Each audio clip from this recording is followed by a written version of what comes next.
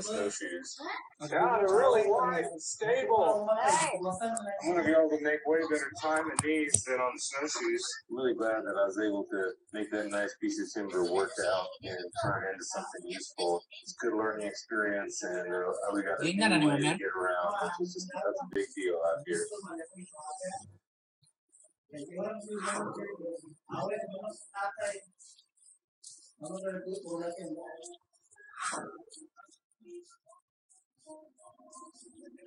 In the rocky hills of the Tobacco Root Mountains, Rich is on dangerous ground, staring into the lion's den. It's empty. It's not here right now. Good to go. He's come armed with explosives to destroy the den and push the lions deeper into the forest. I'm just using about 4 pounds of powder. I'm not sure how much it's going to take. Hopefully I can just break off some rocks enough to change that in.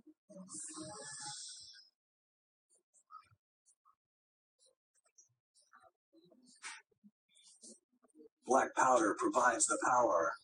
My plan is I'm going to set this back in there. Gasoline and wood chips soaked in diesel fuel provide the ignition. I'm hoping to shoot this with my arrow to light it on fire to give me enough distance and time to get out of here. It's pretty steep here and slippery and trying to run away from it. I don't want to slip and be laying in front of that when she blows. From a safe distance, Rich lights an arrow to kick off the entire chain reaction. I'm going to take a piece of this rag. I'll take it onto this arrow. I'll put a bunch of vacuum on here, grease it down, get petroleum jelly in here, just burn real good. I think that'll work. Let me try that, see what happens.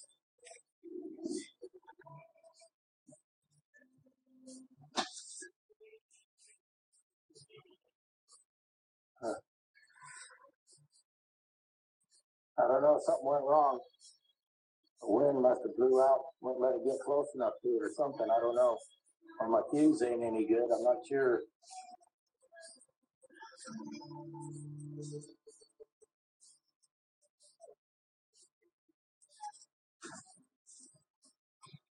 I don't know.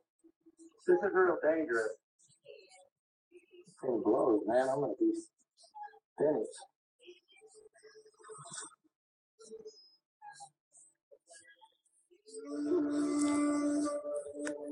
In India, I learned that you don't add masala just to the food. You add it to everything you do. I learned that flavor is more than taste. It's a sight, it's a sound, it's a science. In India, I found the secret masala spices that make all the difference. The joy with which you cook, the love with which you serve. India.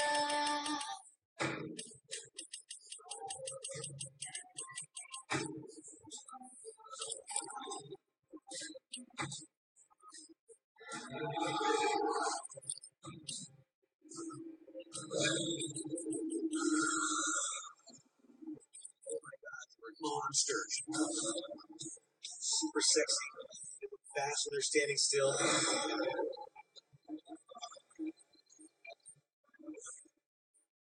Mankind has been wearing blinders for thousands and thousands of years.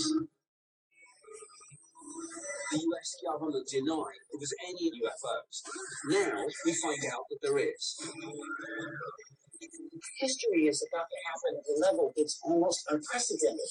The blinders have come off. If there's something in our airspace, we need to know what it is.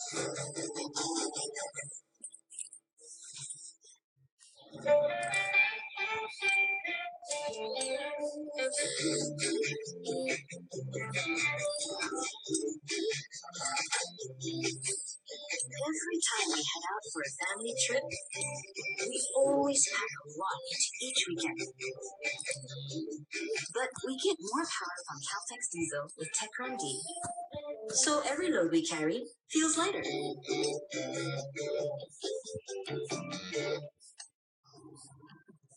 In the Ruby Valley, Rich has rigged a lion's den with explosives in an attempt to force a cave-in. It did go off. But he can't get it to ignite. With the gas, I thought it would light it, but the wind kind of pushed all the flames away from my powder. I'm going to get it closer.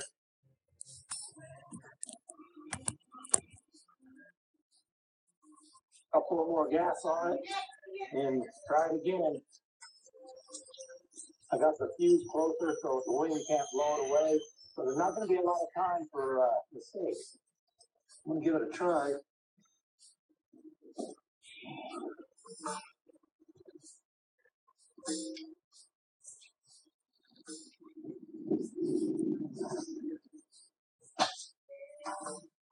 Got it.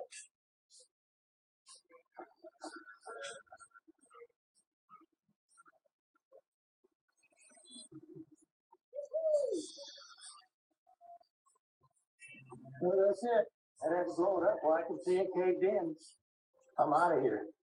Hopefully she'll get the idea it's not safe. It's time to move out of here. But I'll be keeping an eye out for her.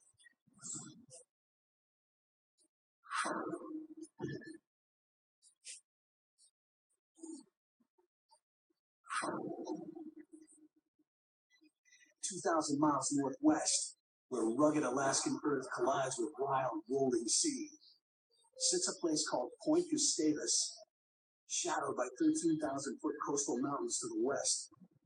Point Gustavus itself is the top of an ancient mountain range that thrusts from the ocean floor, creating a chain of more than 1,000 islands known as the Alexander Archipelago.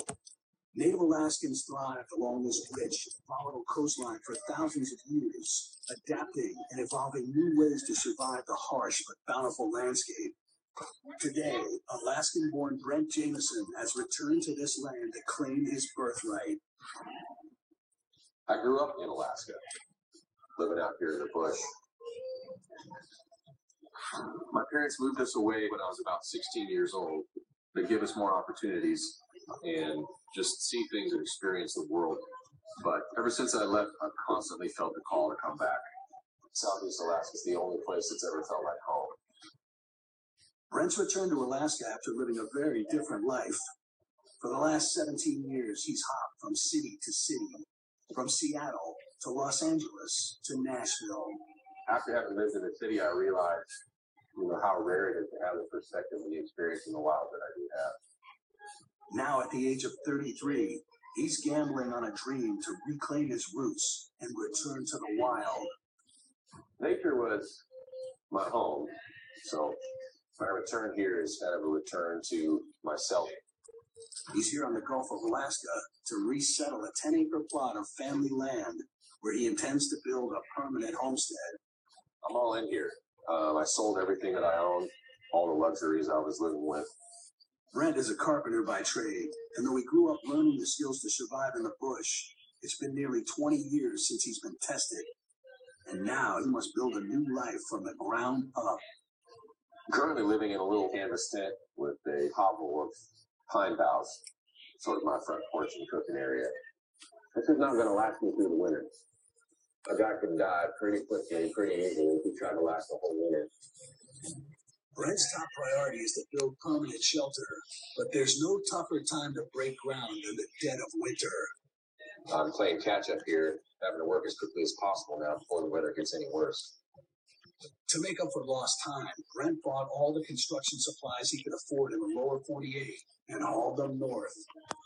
He's counting on Alaskan timber for everything else, but at this time of year, much of it is compromised. The water that's inside the living tree freezes, and so this is essentially an ice block all the way through it, and not a nice one for burning. Also, they're not big enough for building. You can't get posts, you can't get beams out of a log this size, which is why I have to go find them elsewhere. My plan is to find some logs on the shores of an island that lies about 5 miles from here. It's a place where prevailing winds generally push logs and driftwood up out of the ocean and onto the beach. And if it's been in salt water, it's been cured to the point where it's going to be stable enough for me to build with. Just as salt draws moisture from meat in order to preserve it, timber that's been exposed to salty seawater is protected by a type of curing. The salt prevents moisture from rotting a log's hardwood. But to find enough cured driftwood, Brent will have to brave the freezing waters of Glacier Bay. This little boat is my most important tool right now. It's my only transportation. It's up to me and my little skiff here to get everything I need. It's always a sketchy feeling leaving the shore. Once you reach the open water, you're leaving the safety and security of having land. Experiences some of the most extreme tides in the world. Right now, there's about a 22-foot tide swing. So that's a lot of surging and a lot of powerful water moving very quickly in and out. There's essentially mountains under the ocean.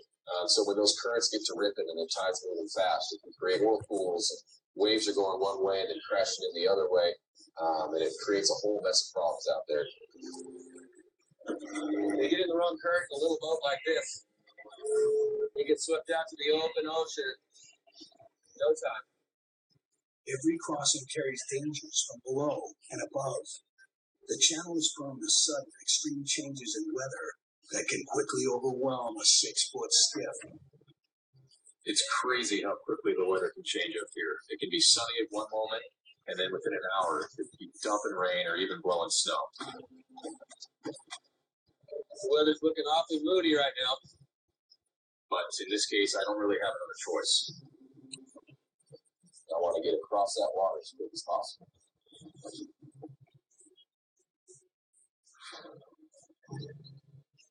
Sufficient way of life by his own two hands. On the 200-acre property he calls Turtle Island, survival depends on the skills he's developed over 20 years of living in nature. One of the most critical is farming. I think it's real important to be able to grow your own food. All in all, I'd rather trust my own ability to harvest things than to trust the grocery store.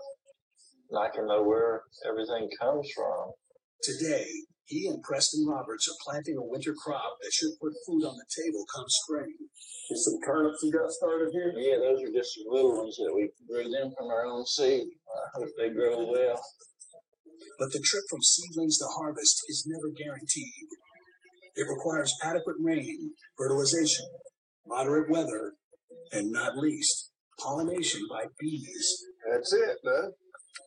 You gotta have that pollination to make the fruit grow and to make the vegetables. Decline worldwide, and the Blue Ridge Wilderness is no exception. To keep Turtle Island crops growing from season to season, Eustace has long maintained his own colony of honeybees. But earlier this year, the entire colony died off, dealing a serious blow to the long-term sustainability of his food supply. Bees are a vital component to growing food. Without pollination, nothing really grows. To keep his crops healthy, Eustace arranged to barter with a local beekeeper for some new hives. Since we're low on money this year, I'm thinking I'm going to trade some of that hog meat for the bees. A lot of times out here, we don't use cash or credit. We just take something that's worth something, and we'll trade it. This kind of goes back to the way people did things a long time ago before money was invented. Yeah, that's a great place right up here. Just helps a whole bunch. You don't have to come up with the money then. Hey, Eustace, hey, Preston. It's great to be able to make a trade with Eustace. I had some extra bees, and I was a little shy on meat for the winter, so we struck up a deal. You got some already picked out here. Which one? This first hive here and that short hive down there. Oh, I really appreciate it. Blue land is always risky, and first, they have to survive the 10-mile drive down a rutted dirt road. The bees are clustered up and trying to maintain the internal temperature of their hive. The temperature inside a hive must remain above 55 degrees at all times. So when you move a beehive physically in a truck, bees getting jostled around as they're being moved, there is risk of some damage being done to them. Preston, grab that ham for me. You didn't want that, bud. I think you might like that. Might need to take a nibble. Ian, Ma. That is beautiful. A little bit of fat there to grease your chin. Oh, good tray. Good tray. There we go. Let's see if we can make it home. Mantika pod ma sa kilo. Gigikuan sa giligo sa iguro ron. Our goal is a very unforgivable moment. Cold, incredibly strong punch in the face. That's not there.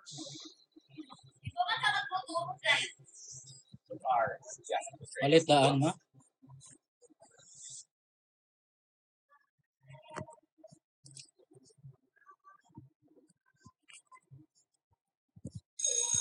Cops, adults, fights. I don't think adults really get how hard it is to be a teenager right now. You want to know just how to make Walking in school, my hand started shaking as I sweated. parents have no idea what's going on in high school, but now they know.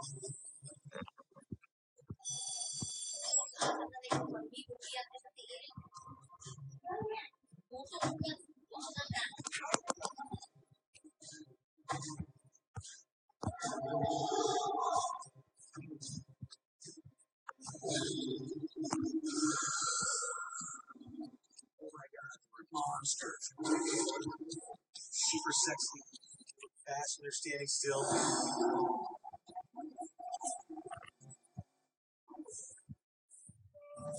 In Alaska, at the sight of a fresh wolf kill, the traps will tell if Marty's new strategy is a boom or a bust. All right, here's my first shot. This is a Wolverine shot.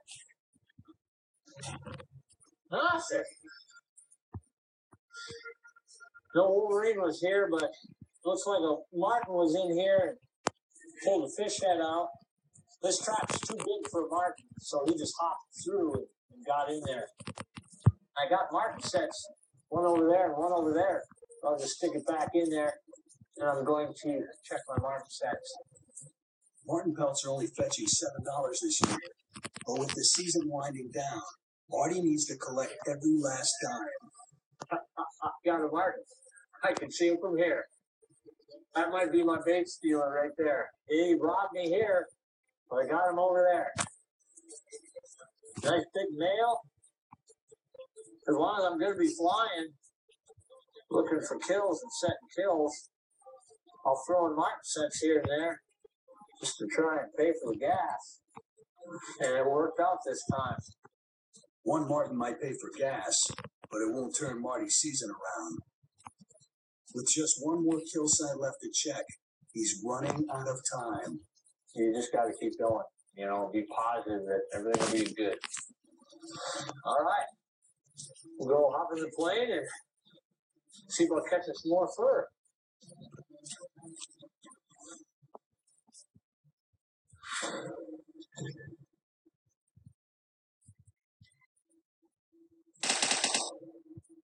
On the back roads of the Blue Ridge Mountains, And I'm excited about getting these bees back. Eustace and Preston are transporting precious cargo back to Turtle Island. Too high for live bees and replenish the lost colony. The state doesn't get out here often to fix this, do they? The bees are clustered in the hive for warmth and protection, but they're incredibly fragile and can die instantly if the temperature drops below 55 degrees. The best thing I know to do is just cross my fingers and go as slow as I can on all these blocks. These back roads, they get washed by the rain, and it just washes away all the gravel. Once they start getting that way, they just get worse and worse.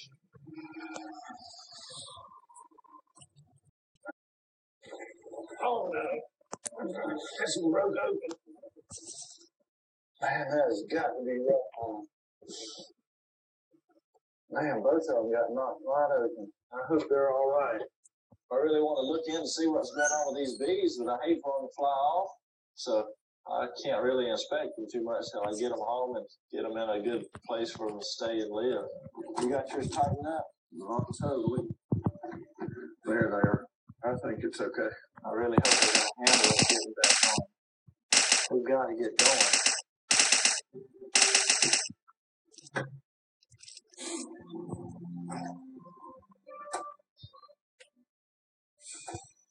I'm trying. It's not doing anything. It's not doing anything, Preston. I don't know what's going on, Eustace. We need to get these bees back. Every minute we're out here messing with the truck, it's time to stressing them. Maybe it jostles something loose or something. There ain't no wiggle jiggle in any of that stuff. There's no juice going through the system. Nothing is responding correctly. That's pretty loose. I'll bet you $10. That's it. Yeah. That strip. Sure enough, we got loose ground wire, and so when we hit that bump, it was just enough to jar that ground loose. If we can get it as snug as we can get it, we'll be all right.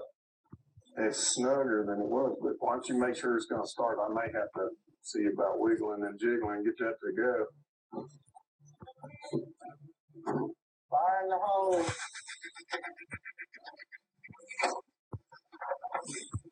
Thank goodness it's starting up. Being able to get back on the road is a big deal with these bees. We've got to get these bees back home.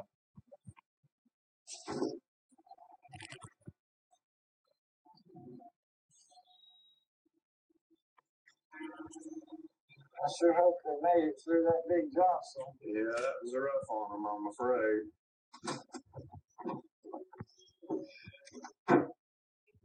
It's heavy, isn't it? It is heavy.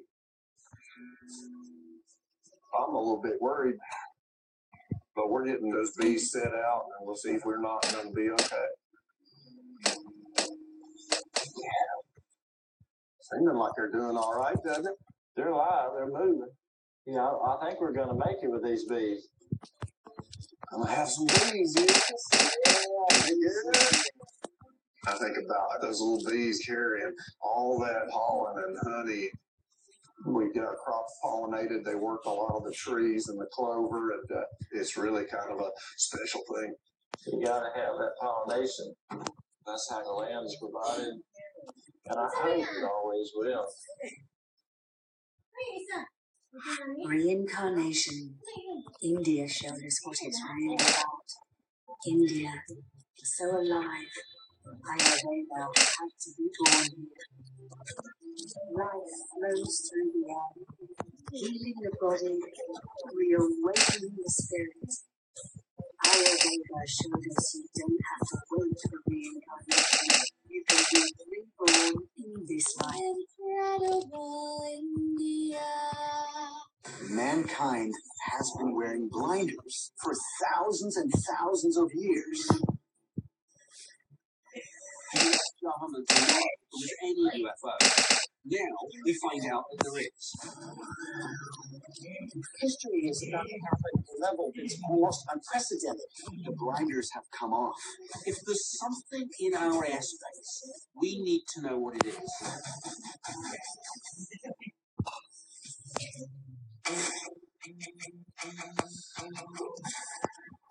Wade Smiths, welcome to the Forge.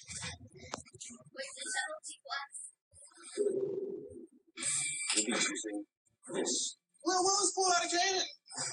Who makes knives out of motorcycles? We do. Your weapon will kill.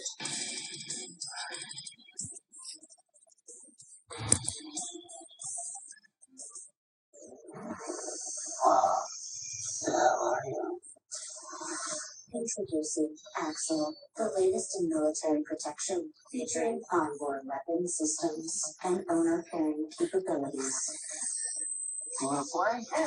All right, let's go. It's my dog. I want it back. Come on, he needs our help. We're in this together.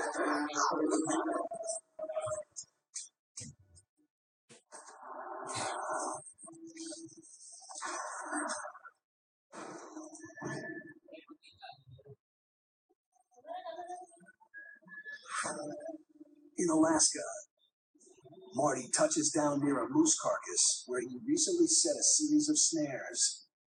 Wolves are known to circle back to their kills to finish off the scraps. The fresh wolf tracks. The whole pack was here. And you can see there's some big tracks. That's a big wolf track.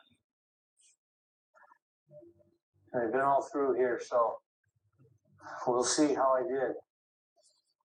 If Marty can catch at least one wolf, it will reduce the loss they're inflicting on local game and put $500 in his pocket. A game he needs now more than ever. Be careful. There's you hear that water? There's a big river flowing right underneath us, and it's thin, so just step where I step.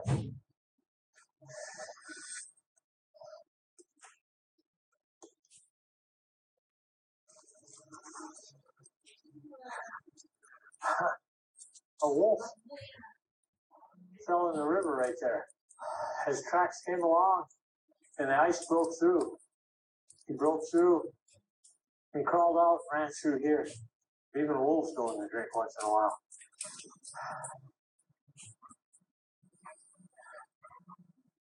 Here's a fresh wolf track right here. Came running up, jumped through there. The wolves came through here, and there's the snare laying there. For whatever reason, he knocked the snare down and didn't get in it. And then he ran off through there. Wolves are hard to catch. You can spend a lot of time checking empty wolf sets. They're real sharp. They got really good noses, and if they stop, there's a wolf trail right through there, and there's a snare hanging. So that one didn't get nothing.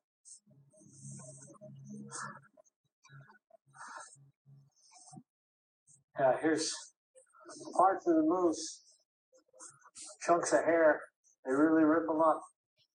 The kills up there are like maybe 100 yards, but there's chunks of them all over the place. And we're starting to push light a little bit, so we got to kind of keep moving. We've got another set right in here.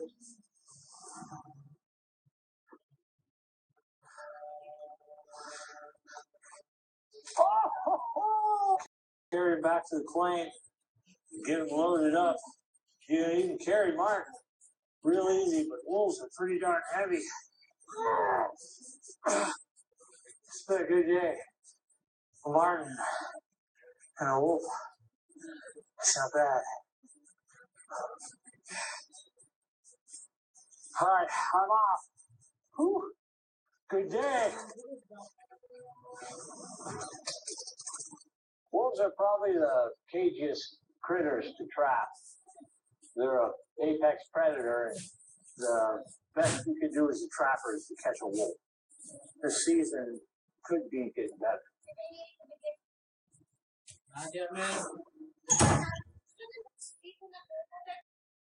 Cabin build. He's crossing a treacherous channel to reach one of the 1,000 small mountaintop islands of the Alexander Archipelago. If my memory serves me correctly, I know a good spot to look for driftwood logs. It's kind of an open-facing part of the beach where a lot of logs will wash up.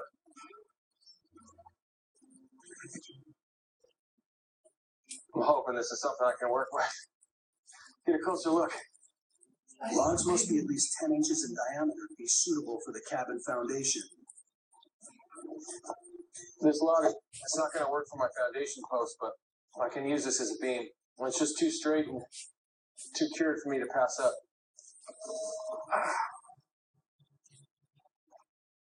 The water out of the inside of the log and forming a hard, almost casing around the outside of the driftwood. Brent only has 2 hours to gather timber if he's to make the return trip home safely before dark. The days in Alaska are so much shorter in the winter that the light of day becomes a very important factor with whatever you're trying to accomplish. Back to the hunt.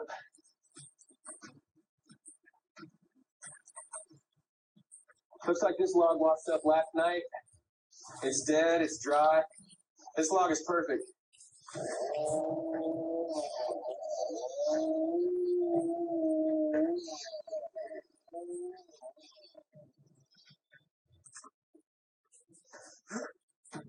With that hard casing on the outside and the drywood on the inside, these logs make perfect building materials. Each log weighs close to 250 pounds, so Brent decides that 2 will be his total. And scoot as fast as these Logs will let me run across the ocean to get home.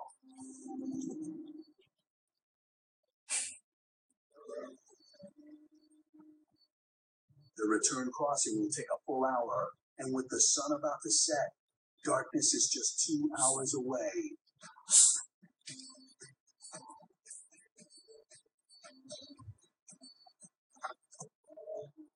Oh, crud. Oh, there's a freaking buoy back here. Got a piece of rope stuck around the prop.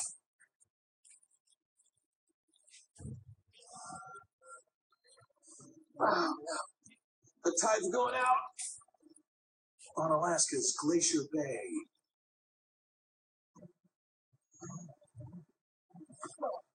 Oh. Fishermen leaving their gear behind. it's been 15 minutes since he hit the snag.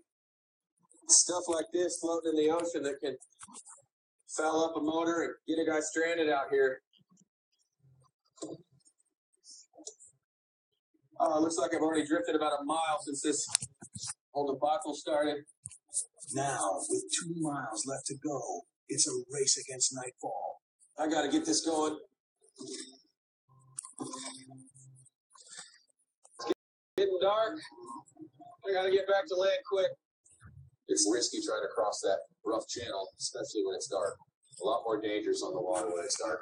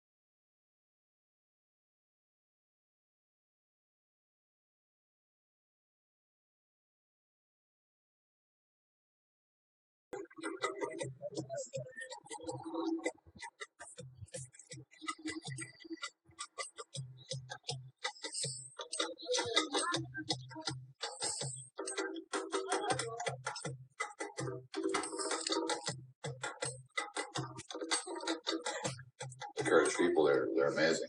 They're fighters, they're survivors, they've always fought.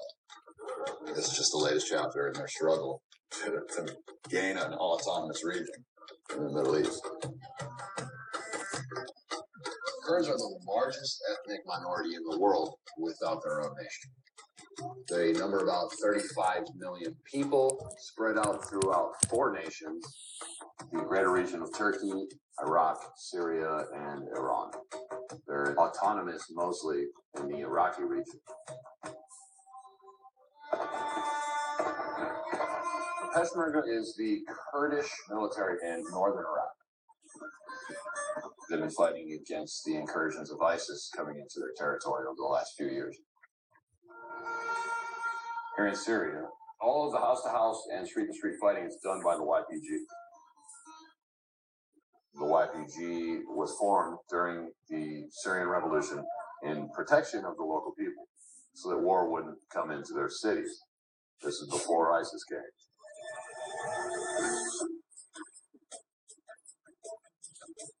Now, when ISIS came, they started steamrolling through both the governmental forces and through Kurdish cities. The YPG quickly adapted to now be offensive, taking back land from ISIS. This is a fight until they're dead or ISIS is dead. We're leaving our lands or we're all going to die trying to repel you.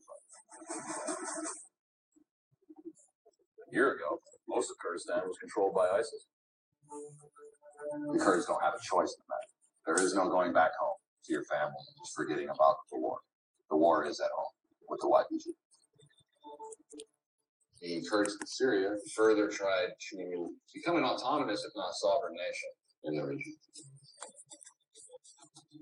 I believe wholeheartedly civil liberties, which I'm a fan of. The socialism, not so much.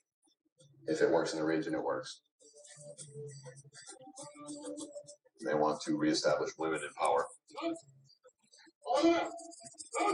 The YPJ, also known as the FPJ, are the female fighters, so they make up something like 30 to 40% of the frontline fighters.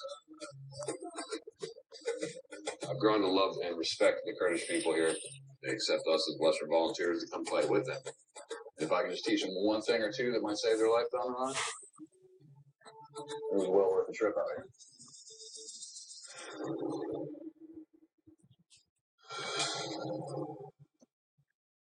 Every year, JMF recruitment officers go in search of candidates in all 10 districts in Johor to join their loyal and trusted band of brothers.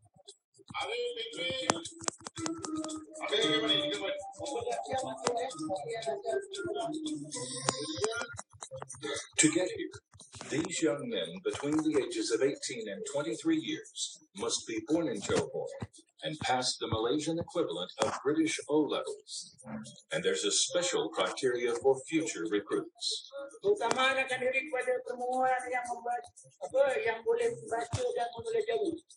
The JMF is still upholding the tradition of writing reports and issuing written orders in Jawi, or Malay in the Arabic script, since its formation in 1886.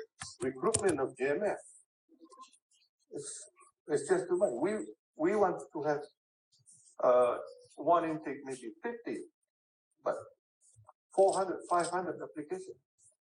And they get very upset if they couldn't do it. They want to serve JMF. From the many hopefuls, only 100 will be accepted for training as recruits at the JMF headquarters. Since the reformation of JMF after the Second World War, this is the biggest number of recruits to be selected. These men have made the height requirement of at least 168 centimeters and weigh no less than 47.5 kilos. To be in the JMF, candidates must go through comprehensive physical checks. They must be agile and alert.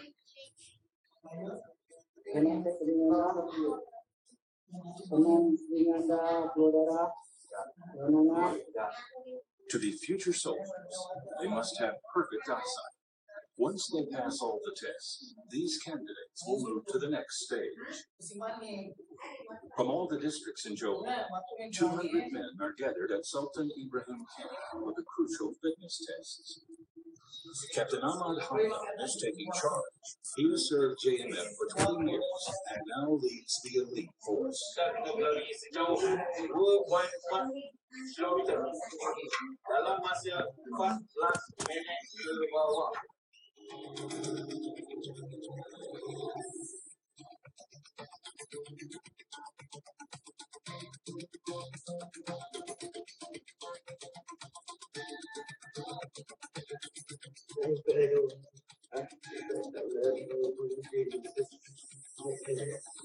Some have cracked under pressure.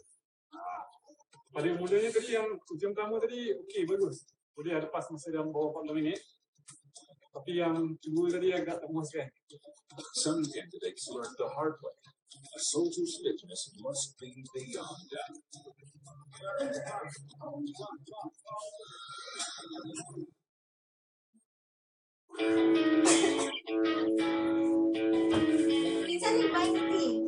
I'm Emmanuel Casimiro. I'm 20 years old and I'm a Filipino inventor. Yan!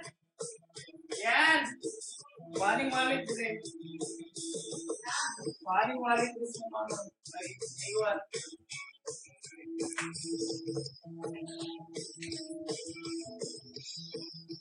My favorite among other projects is my BB-8 droid. It's a life-size replica and a working version of the BB-8 droid from the Star Wars The Force Awakens.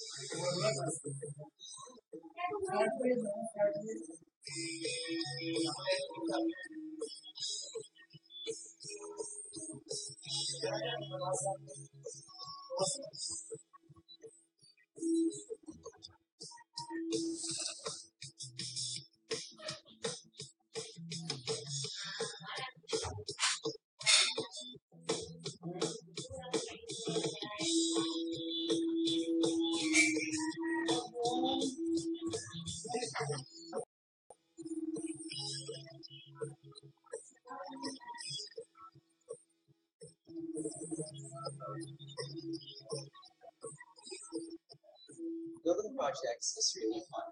Whenever you start them an idea that's not actually in the market, and when you eventually make them come to reality, it's one of the most fulfilling things.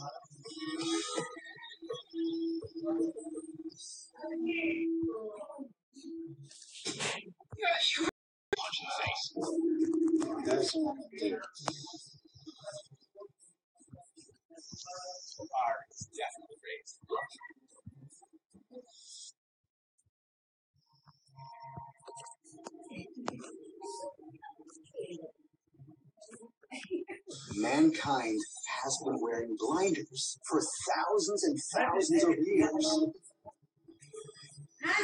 The US government blinders have come off. If there's something in our airspace, we need to know what it is.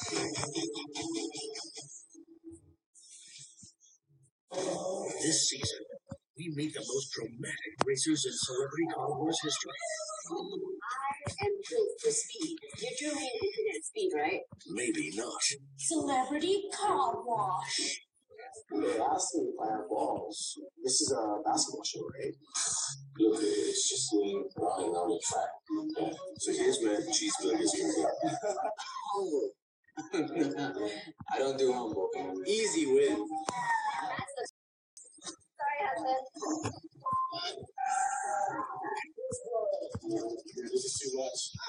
Celebrity Car Wars season premiere September 9th, Sunday at 9:55. Only on History. Celebrity Car Wars, brought to you by Caltex.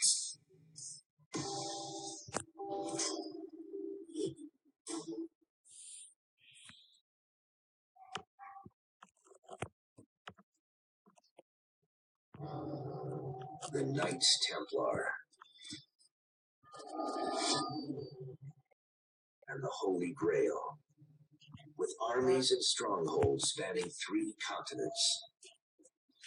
They were richer than kings and popes, and that's exactly who brought them down.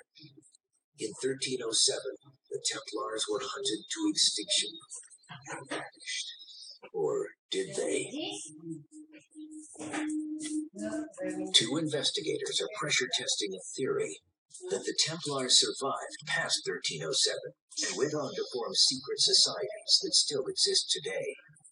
They would have never given up, ever. That's how soldiers work. Garth Baldwin is an archaeologist who has conducted excavations on battlefields around the world.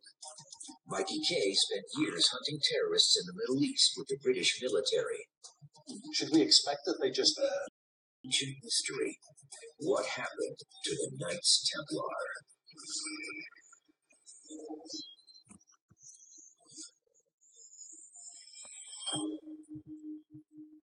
History says that the Knights Templar were exterminated from the face of the earth in 1307. But the team believes the order may have survived by using advanced military tactics they honed throughout their early reign. Previously in the investigation, What is this? Mikey and Garth uncovered evidence of covert escape routes used by the Templars during key battles in Jerusalem and covert operations. Oh my God. They were trying to bring something in. Perfect space. The Templars could have escaped destruction with powerful relics in tow.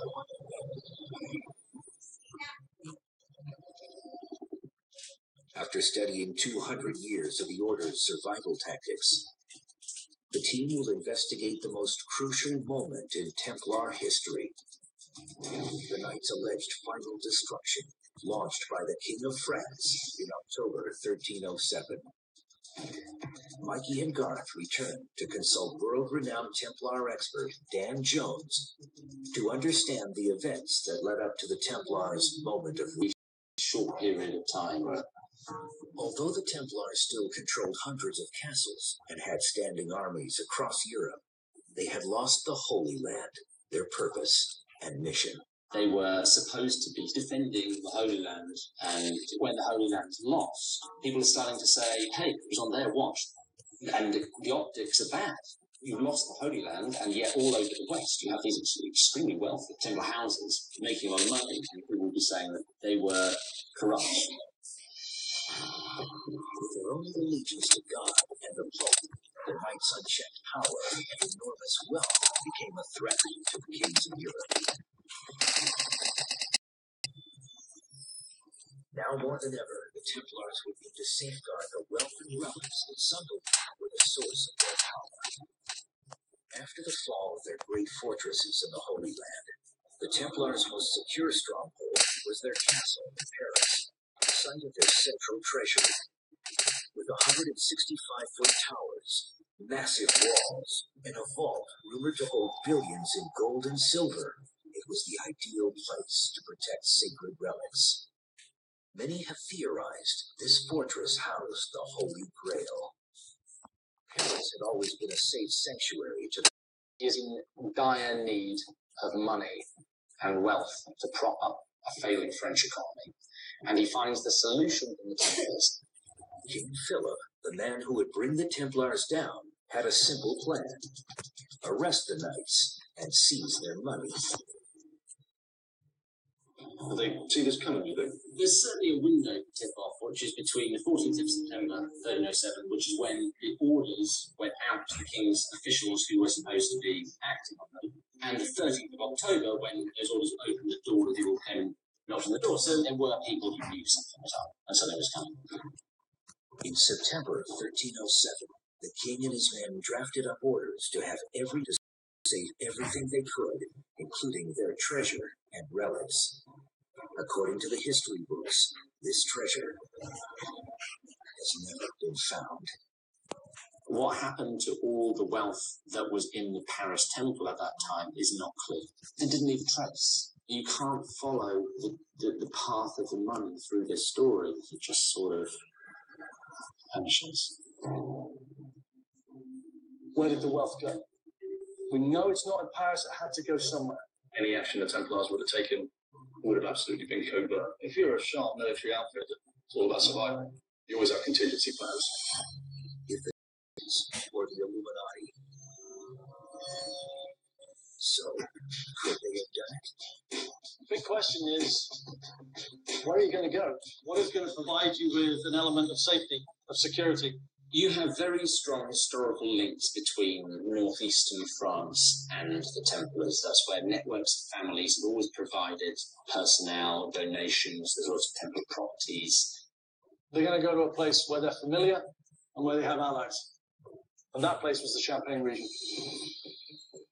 Located 150 miles southeast of Paris, the Champagne region is the birthplace of the first 9 Templars.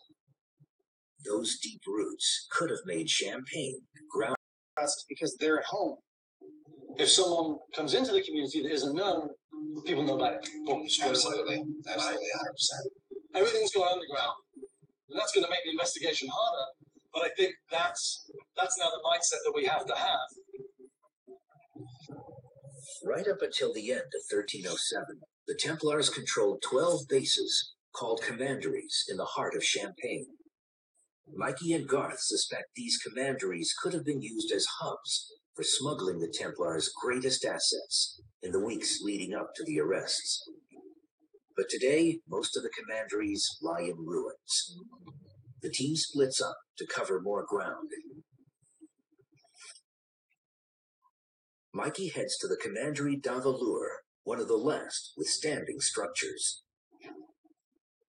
Commanderies were a powerful part of the Templar war machine, generating cash to fund the Holy Wars, turning a hefty profit on farm goods like grapes, wine, and wool. It's incredible, isn't it? It's a Templar chapel that is in its original state, approximately. It's from 1170. 1170, yeah. Historian Francois Gillet has been studying the Templars in the region for 20 years. The community of Templars was very small. It was only 5 or 6 people, and they had underneath 40 people working for them.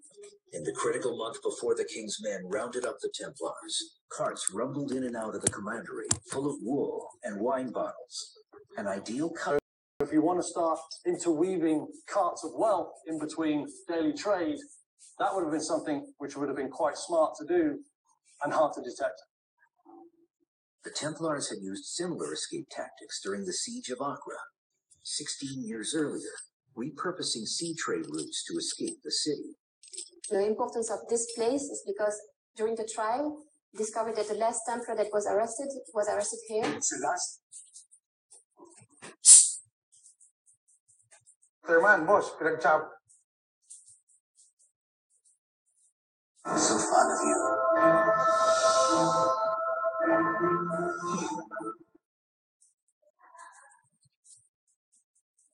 Chapel, an ancient wine cellar, could hold clues to the Templars' smuggling operation. This is from the Templar period, and it's the old caves. Oh, what's that? What's this? Wow.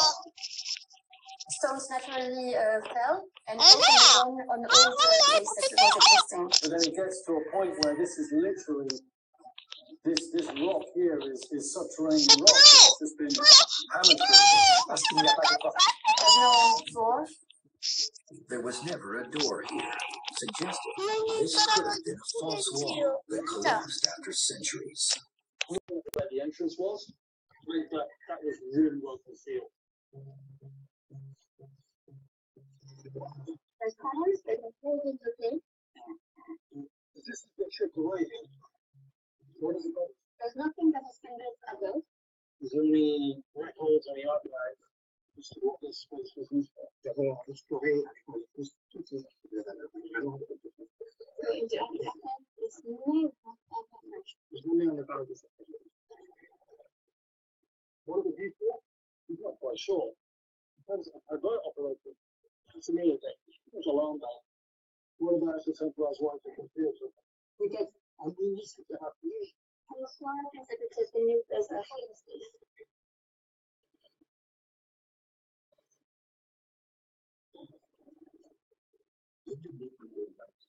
Survive their alleged destruction, go on to form secret societies that still exist today. The team is investigating a possible covert operation in 1907 to seize their treasure 20 weeks before King Philip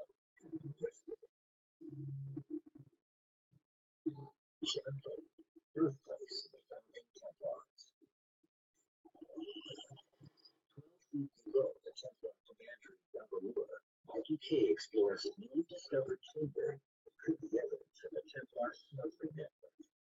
This place was worried about its Templar. That's what the institutions are doing. Well, nothing else.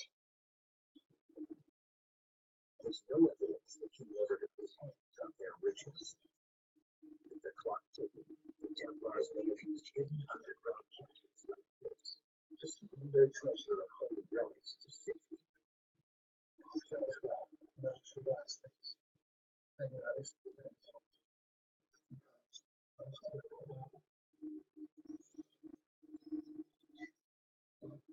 Templars could use this in case they were compromised. That was really well concealed. Some of the treasure might have been born. The reason I say some is because after 200 years, Templars would accumulate a serious amount of wealth. Records of the Templars' treasure is there, but based on the dimensions of the Terrace Temple, some have theorized they had hundreds of tons, enough to fill dozens of modern-day stomach trucks. Yes, it's a perfect place to bring wealth, but it wouldn't have been able to house the amount of wealth that the Templars had coming out of power. Temple of Croix. Thus, such is another possible location that Templars could hide their fortunes of silver, gold, and holy relics. The first man who was the original Templar knight and the first master. In 1898, a stash of silver coins was unearthed at the Templar commandery, Japan. Is this physical evidence that Templars were smuggling riches to Champagne?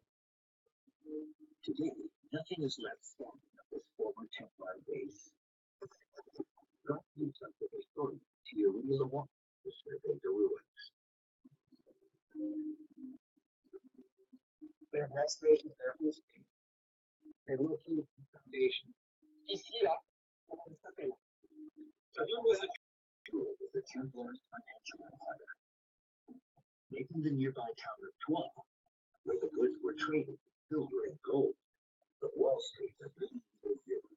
Today, the weight and measure of gold is still in Troyes, which is most part of the property portfolio we created in the map of the money to fund the crusade. The Templars were and they were also a support staff accountants to state. You could join the Templars and just basically run a fund. Templar firm bosses in the Champagne region would have known every the roads and warehouses the Templars used to move their products. If the Templars needed to move relics or even just treasure, injecting relic into a shipment and then putting extra nail, it's not going to seem unusual. Right around here, that treasure was found. Someone came and stored or hid the treasure within the grounds of the commandery, so right here where we stand. On une guerre archéologique, 750 pièces en argent, 750 coins, some of them silver. The coins were found by an amateur treasure hunter in an unlikely place, buried in the courtyard outside the building. If the Templars had a covert smuggling network in place, why would they leave it behind in their backyard? In 1307, 50 horseback riders stayed here and arrested the Templars that were here in 1307. They broke down the door, just you know. Et ils sont tous, les Templiers ont été emprisonnés, quoi, arrêtés. And the Templars were in prison. À Troyes et ensuite à Paris. If it was the Templars, maybe it's the last minute when they knew they were going to be arrested. They were trying to stash money to hide their assets, and there was no way out. So maybe they had no choice but to just bury it underground. Currently investigates the 750 coins found buried at the commandery Japan. It's one of the largest medieval coin hoards ever found in France. Is this evidence of the missing Templar treasure in their Paris vault? Let's die.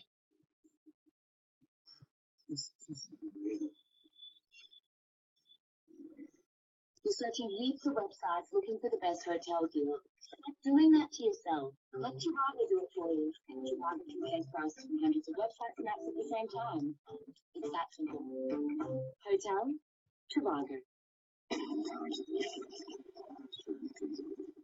a special freedom award for enjoying your nation's call. We are listening. We're listening. If you're going to get free, you're going to have to accept it. You're going to have to walk more than this. We have the strongest warriors on the planet. Everybody in this world don't understand it.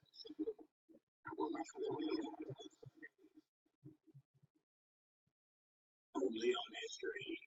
Mankind has been wearing blinders for thousands and thousands of years. It was 80 UFOs. Now we find out that there is. The level is almost unprecedented. The blinders have come off. If there's something in our hands, we need to know what it is.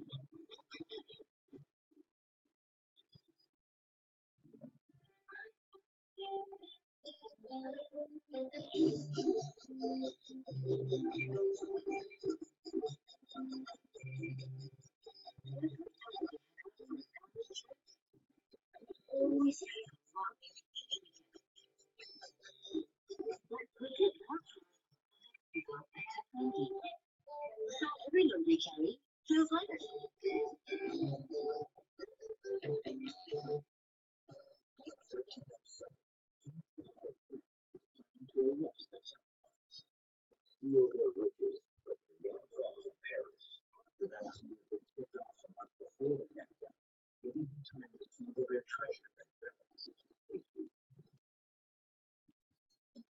What examines a cache of 750 coins found buried at a Templar base in the Champagne region. The level of detail is amazing. If the coins were administered to the Phillips ring, they could be ring the smuggling operation. And often it eats the seeds and it leaks stretch, which means food effects. And the coins may be trade market listed as the type of person that was the most available at that time. I'm looking at it with the microscope, and it's like you can see the ring from the stamp on it. Boom. It's mid-1200s to 1290. These coins are in circulation. When the Templars knew they were going to be arrested, 750 coins would have been just a tiny fraction of the Templars' massive treasure. The fact that these coins were buried with just a hasty response to a threat. Is this a sign of a final act of desperation? Or could the small parcel of coins be a window to a larger Templar strategy to save their riches? You know the kind of Templars are. Yeah, no, Templars have. The Templars have. Well, you add all that together and you come to the conclusion, I think, that what we're seeing in the Champagne region would have likely been replicated all over France. This is taking their wealth and splitting it into hundreds pieces, putting it in places where they know the networks. That would be pretty interesting strategy, given this one. And sending them to diverse locations. If one was caught, the rest would be uncompromised. The same tactics were used by the French resistance. The smuggled guns and contraband in World War II, going underground into various cells. On the Templars, that's exactly the type of approach that I'd be taking.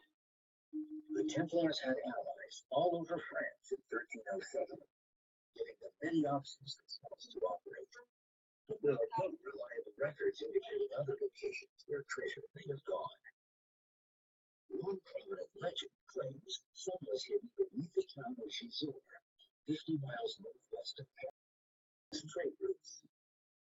Lots of merchants and lots of travelers are using that road. It would be a great cover for blending the masses. Whereas if you find yourself on the road somewhere and the king's out looking for people, you're going to get picked off. Essentially, smugglers have done the same thing. Legends of Templar riches have attracted treasure hunters for centuries.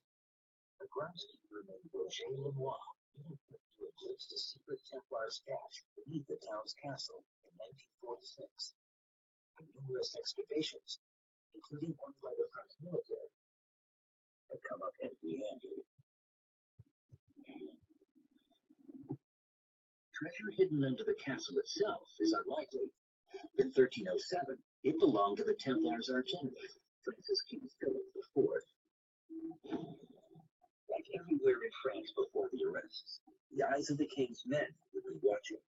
But the Templars could have used a familiar tactic to avoid detection. Below the streets of the town lie underground medieval tunnels. The team meets up with local historian Francois Lefebvre. Basement renovations in a local home revealed this subterranean passage in 1992. We're about 200 yards on foot from the entrance to the castle. A subterranean operation close to the king's castle would have been risky, but the Templars may have found allies in the locals who resented the king for heavy taxes. These locals could have provided the Templars with cover. When the French people don't like Dublin, don't like an invading force, the French have a reputation for forming resistance. The Templars weren't stupid, they were smart men, and they would use the bases in the vicinity to hide treasure. Now that's a possibility. How far down is this now? This is about 5 meters below the ground. Yes, if you want to follow it.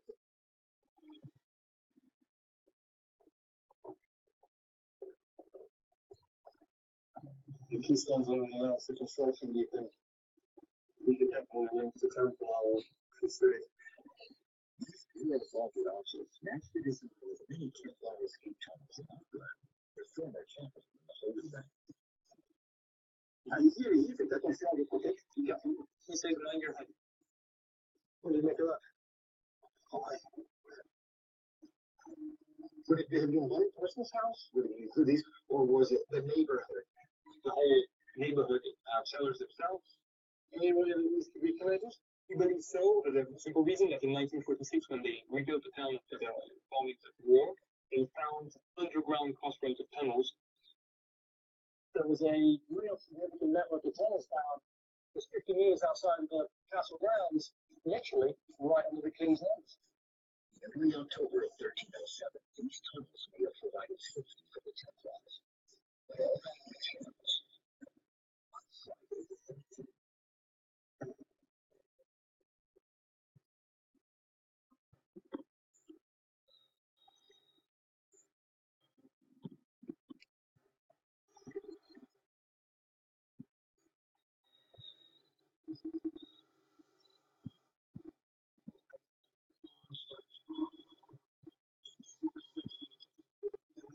Still.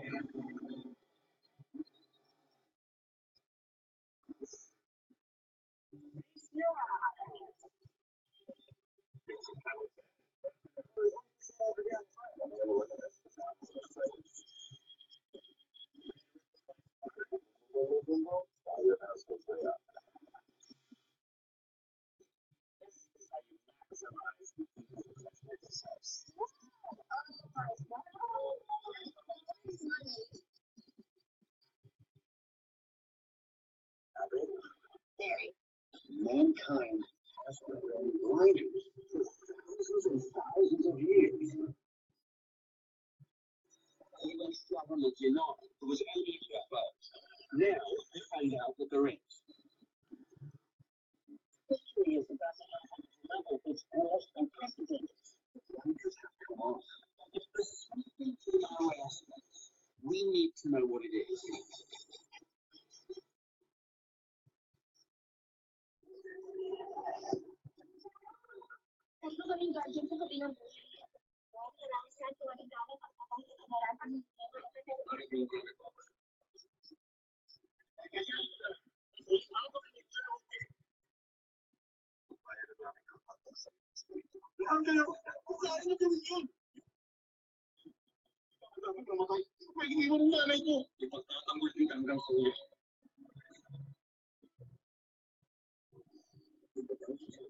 All these secret societies that still exist today.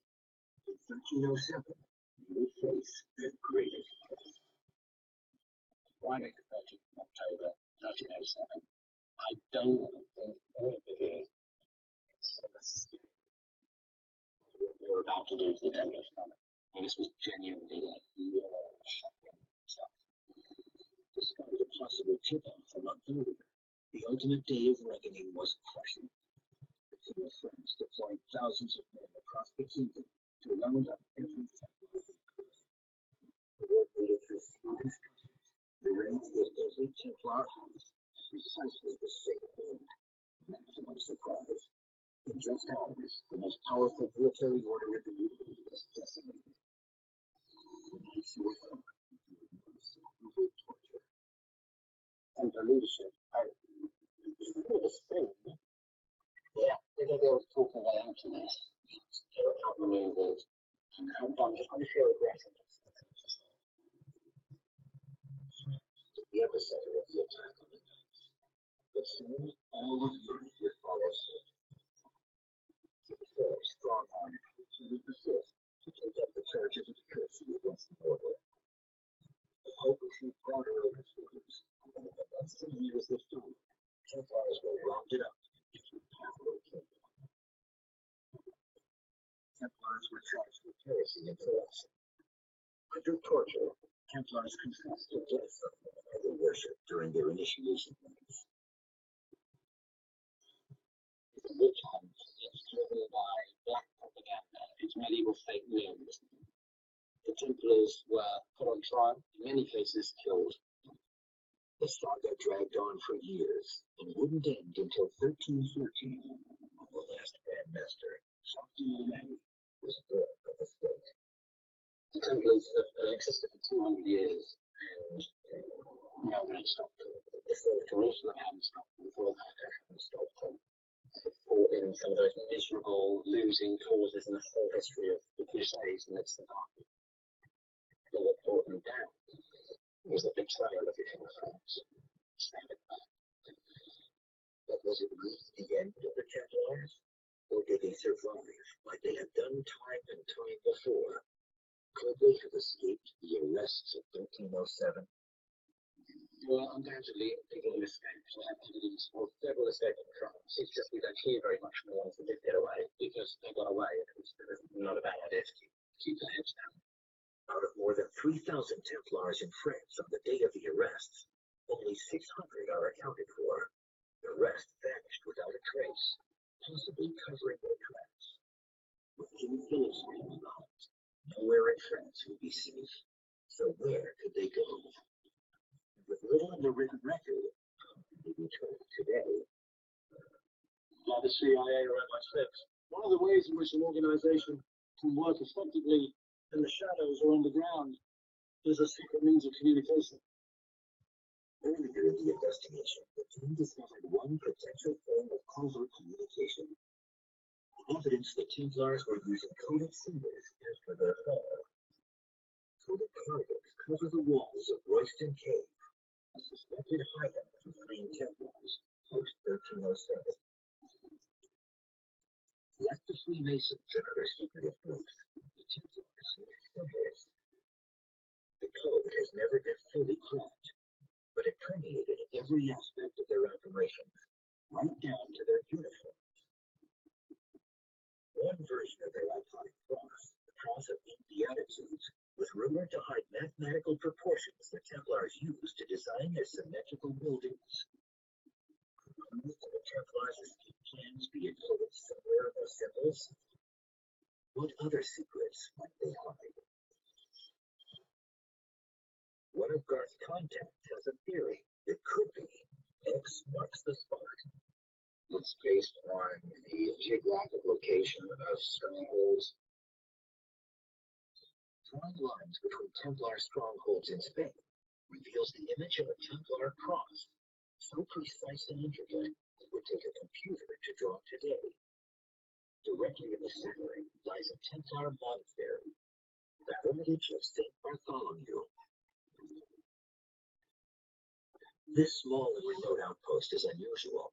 Unlike most Templar sites, it has no apparent military or economic function. The locations at the center of the cross, yes. That's not completely out of the rules of fanatics. I don't think it's beyond the realms of possibility that they would apply some sort of religious symbol to a geographic layout. A map pointing to neighboring Spain is no surprise.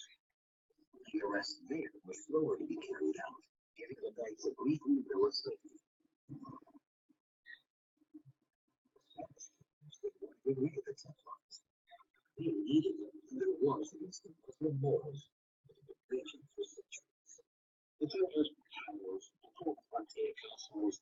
They joined in campaigns and conquests. There was a real gratitude owed to the Templars in this region when the Templars are being attacked. France is much more reluctant in the Kingdom of Spain to join in. A temporary safehaven in Spain is plausible. The giant cross could be a clue to its location. When it comes to the Templars, we know secret communication would have been absolutely fundamental after 1307. When they went underground, they were very big on the symbols, the most obvious one being the cross. And because of that, Spain piques my curiosity. I think it's one of the best leaders that we've got. Created hundreds of years before something which would be left. Is this cross a secret geography or a treasure map to Templar secrets?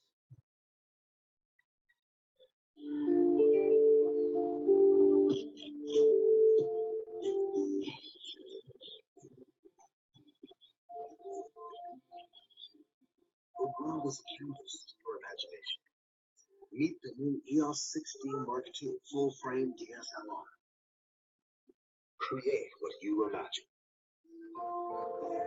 Full of imagination. Lots of new ways.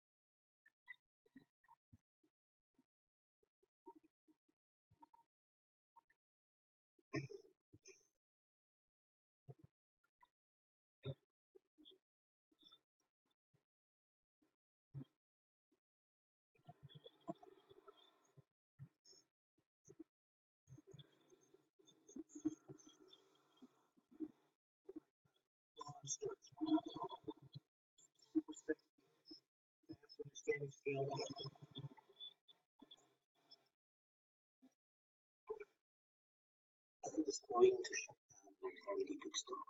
Every year I lost it. In my travels, you can see who are our friends. There are only 400 friends. There are more than 2400. India showed me that those in line can make a contact with such a bookstore. India.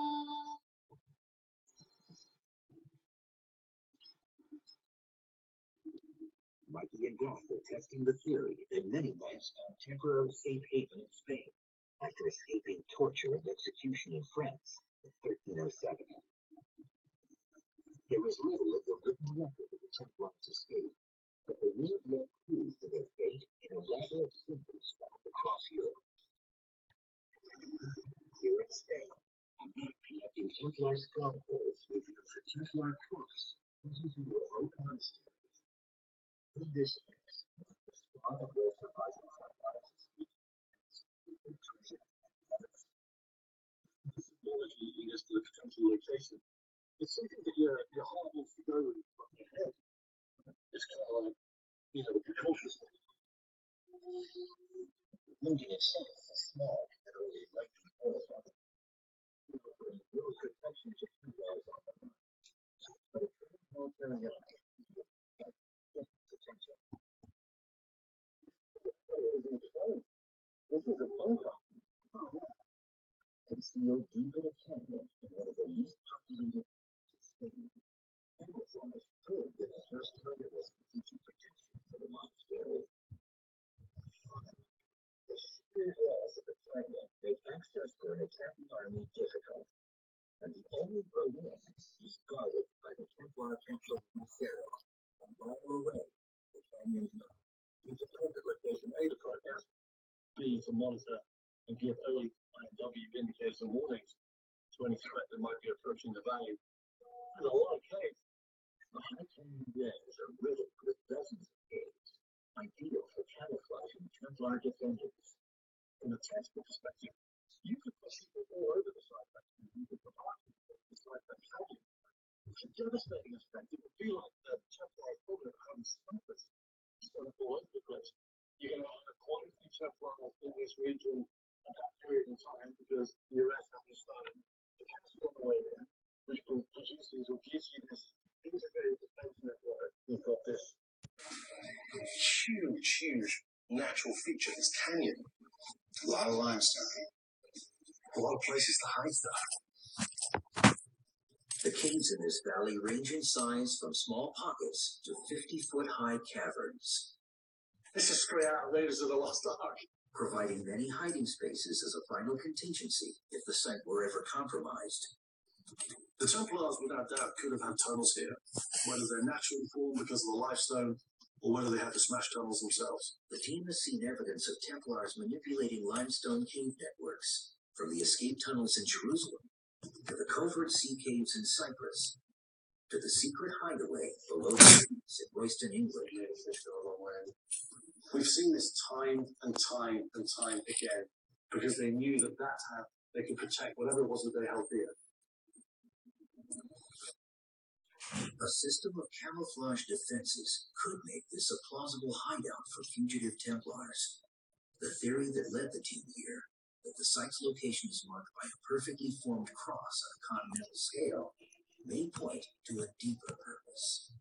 No puede ser una coincidencia porque son muchos elementos los que confluyen. Coincidencia es imposible.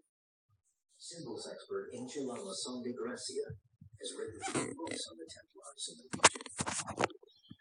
Es un misterio que nos conducen a un conocimiento oculto para la gente normal. The mystery is like, how could them at the time have this knowledge?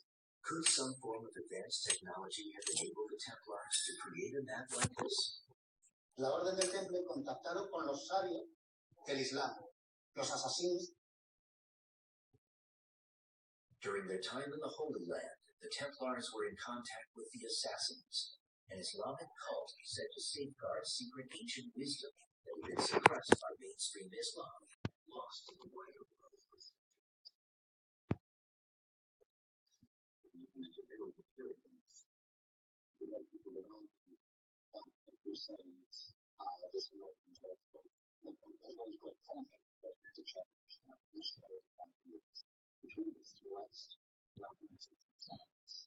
Medicine, technology, architecture, the whole sort of gamut of human intellectual development.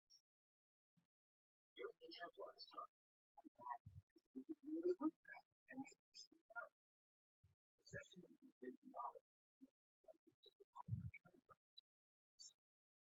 after the arrests in 1307, hundreds of brothers across the world were under court to idle called Baphomet. Experts from the Hebrew spelling of the word finds an ancient decryption of the word wisdom. Could the Templars have been safeguarding knowledge? And does this monastery contain more secrets than the Templars?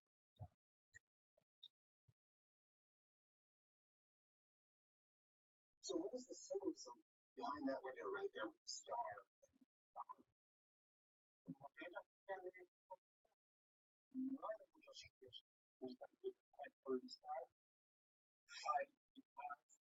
Another 5 smokers right in the center of the pentagon.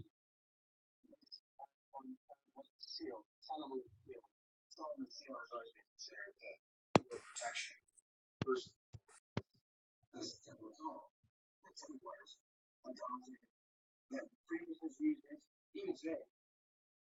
According to many legends, Solomon built his temple using this skill, a pentagram that gave him supernatural powers.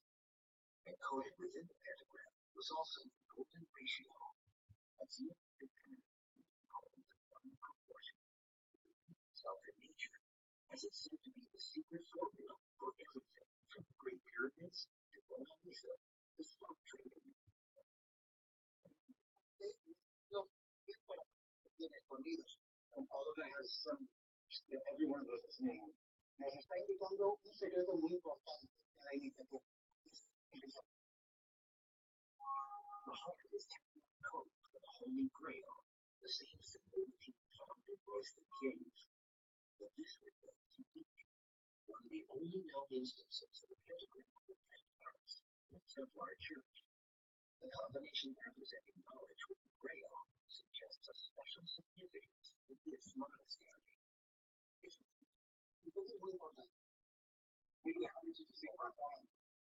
Is the spiritual symbol of Templars in Spain. We know that the Templars have knowledge to interpret those secrets of those symbolisms. Only a few of them that this place was built for those gods. That was a sign for the masters of the order. Those guys who had the knowledge. This is pretty big because this is for the first time. We have something here. There's a different level of knowledge within some Templar order. I think there's a hierarchy there. Only a few people at the very top of the hierarchy have that knowledge, and that's big because if you're trying to keep power in a community in a specific number of people, so it doesn't dilute it. Key leadership has been arrested. Most of the leadership that were involved in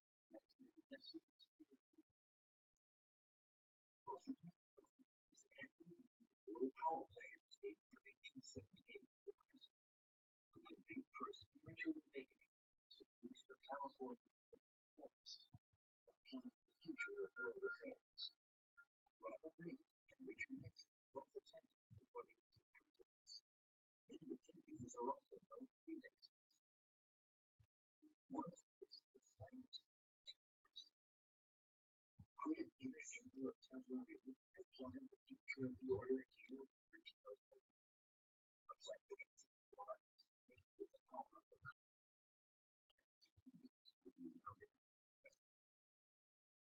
There's no doubt in my mind. Templars relations.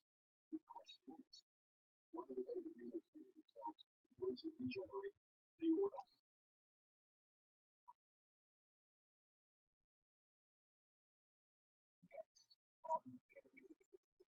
It's always made for the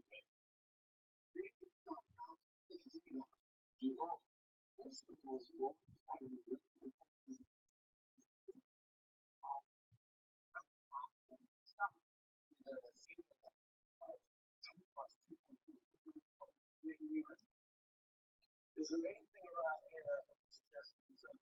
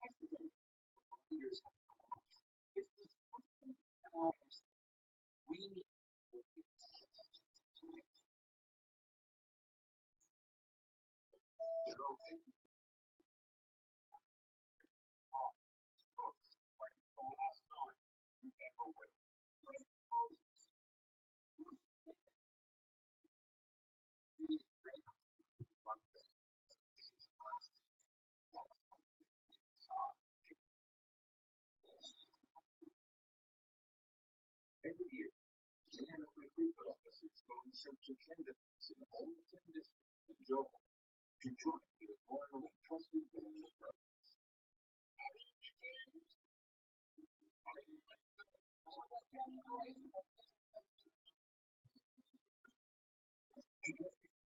These young men between the ages of 18 and 23 years must be born in Georgia and pass the Malaysian equivalent of British O-levels.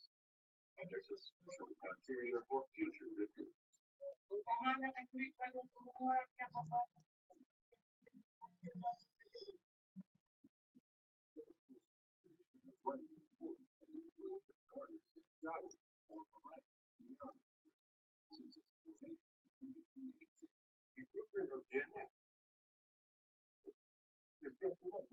We want to have only 100 will be accepted for training as recruits at the JMF headquarters. Since the reformation of JMF after the Second World War, the biggest number of recruits, 168, weighed no less than 47.5 kilos. To be in the JMF, candidates must go through comprehensive. They must be agile and alert. To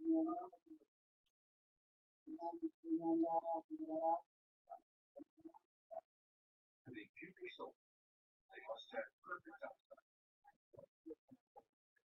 Each class will move to the next stage. From all the districts in Johor, 200 men were kept at Sultan Infantry Camp. Economic conflict in the state of Johor. These were the 40 years and now the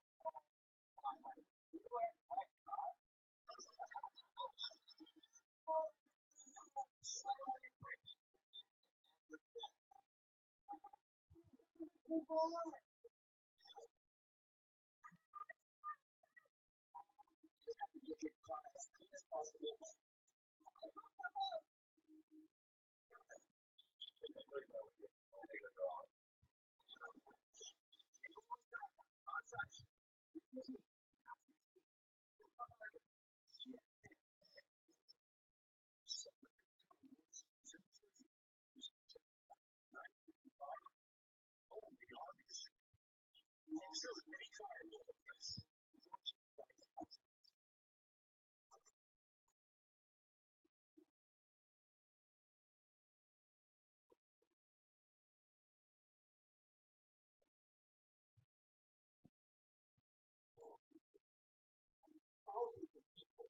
China, saw what they could only describe as a thousand Chinese people on social media photos of UFO flying over China. More using on this phenomenon in the skies, which the Chinese don't define as space.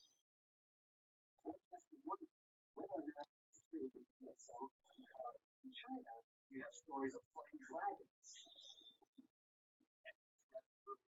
They have been living amongst the Chinese for thousands of years. You find on the true history of them. Since the dawn of civilization, mankind has credited its origins to gods and other visitors from the star. Again, it was true.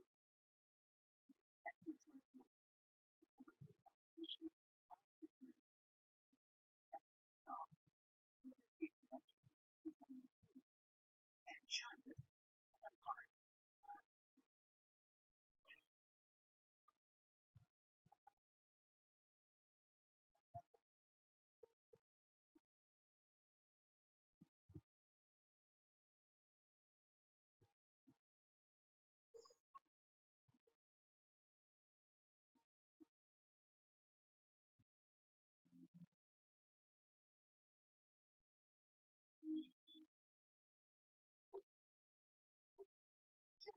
26, 2011, search warrant a former Chinese foreign ministry official who worked with President Trump come forward with a getting report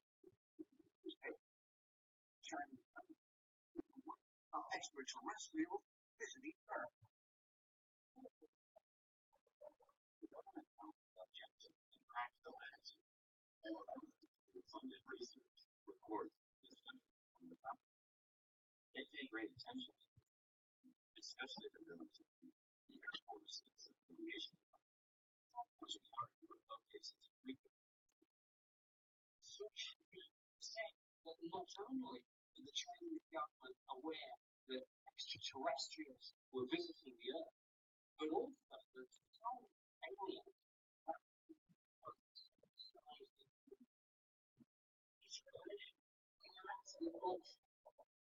clearly this is going to be new life that may be going on in one of the most secret societies on the face of this planet.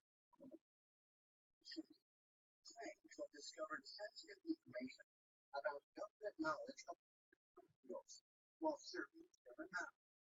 And his own close account. In 1972, I was in the central government. I was working in the foreign affairs department. We were in duty.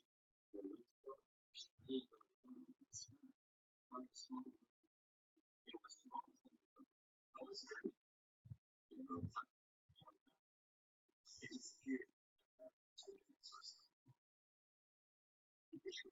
Surely regarded the spectacle at the time of Cold War intelligence monitoring device. But years later, after working with an elevated level of the Chinese government, he was certain he had witnessed a spacecraft. In 2013, in Washington, D.C., we were both speakers of some hearing exposure. I had a chance to meet with Judge Lane to discuss some of this.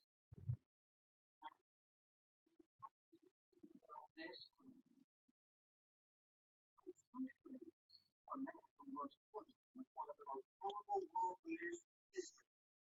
They have inside knowledge about extraterrestrials visiting Earth.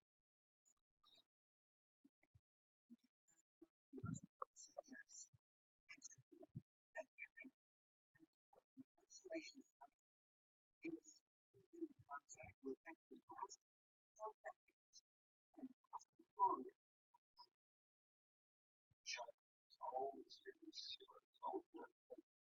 rest of the world was on China, for the Chinese, they were very careful about these secrets that came out.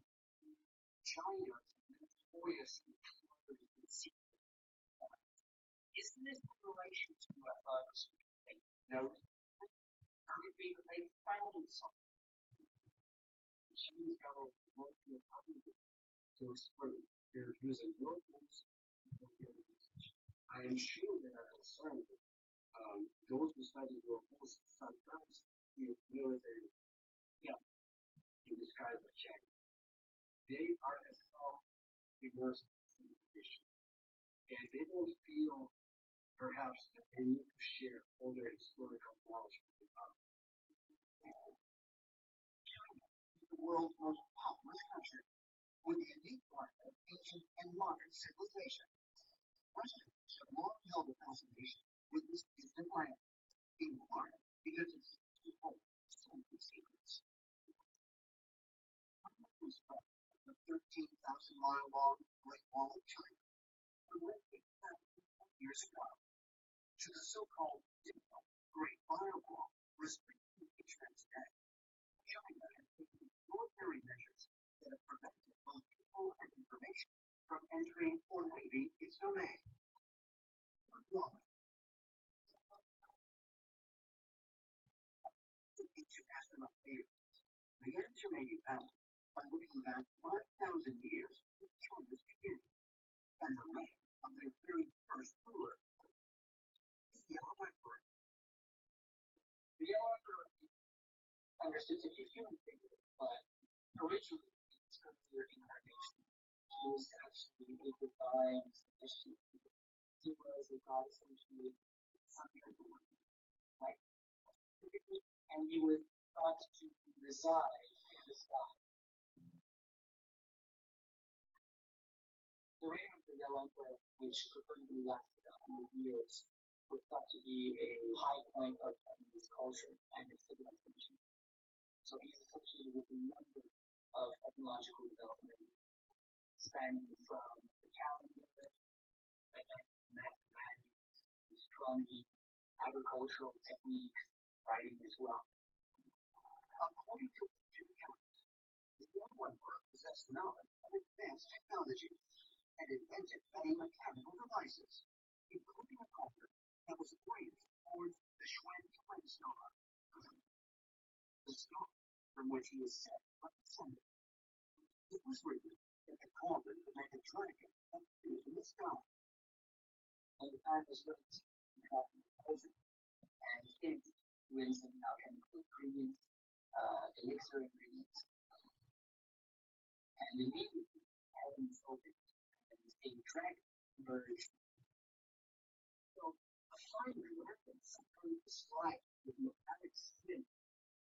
One has to wonder if the descriptions of nuts and bolts machines with nothing else of description of technology. Based on how arrives in a wonderful and we changed the defendant of the dragon to do a research is the symbol. That is the symbol of the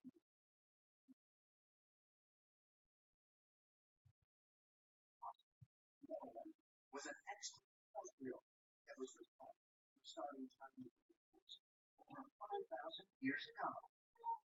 So, let's talk about emperors who are to be descended from one and then as well.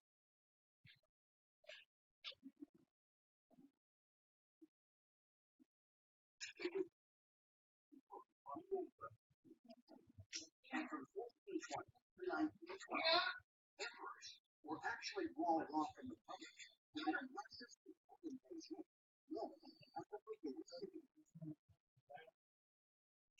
The design of the Forbidden City was meticulously planned to shield the emperor from the outside world, as well as symbolize Chinese philosophy and religion. The Forbidden City is sort of the perfect counterpart to an extra-church.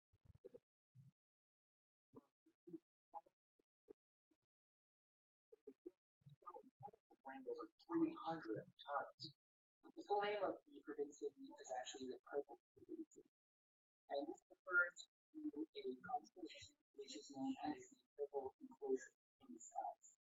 The constellation has the celestial emperor and the observation. So the forbidden city in Beijing is considered to be the terrestrial counterpart of this celestial palace of the stars. So you have to wonder, might these emperors have been aliens? Both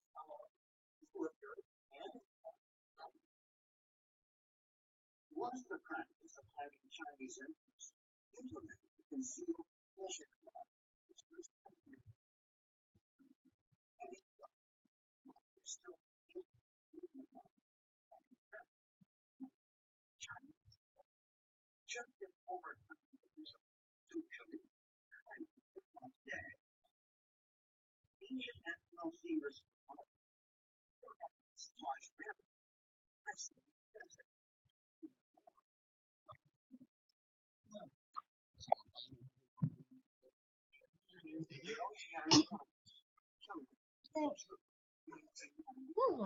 Ito ni Muradoy. Kuro din. Yan. Hindi ka lang.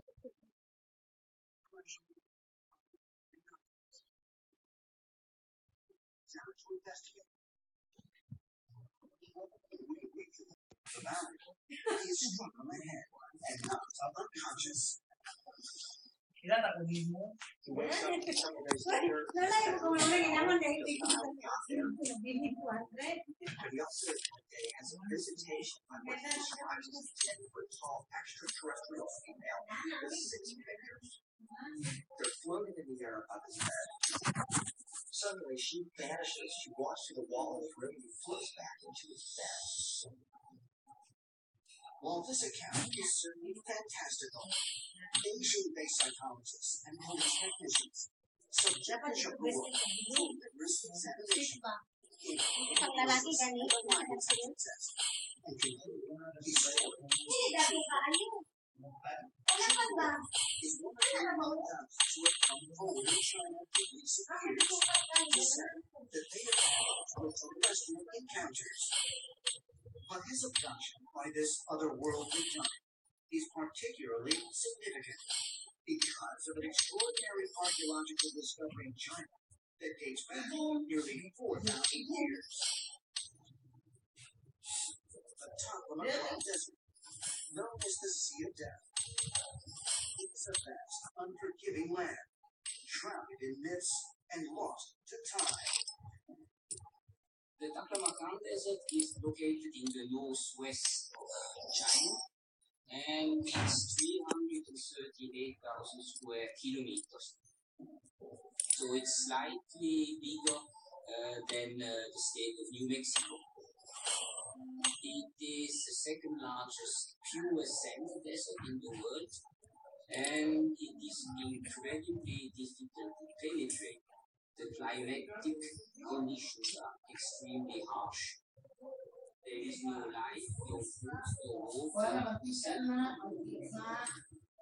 the Taklamakan Desert is one of the least habitable places on Earth, astoundingly, over the last 3 decades, Chinese archaeologists working in the Turin Basin region have excavated hundreds of tombs that date back to as early as 1800 BC. The climate in the Taklamakan Desert is extremely dry. It is a continental climate with huge variation between the temperature at day and at night, and there's also a high salinity. And this two factors, the dryness of the climate and the salinity of the soil, to preserve the mummy soil.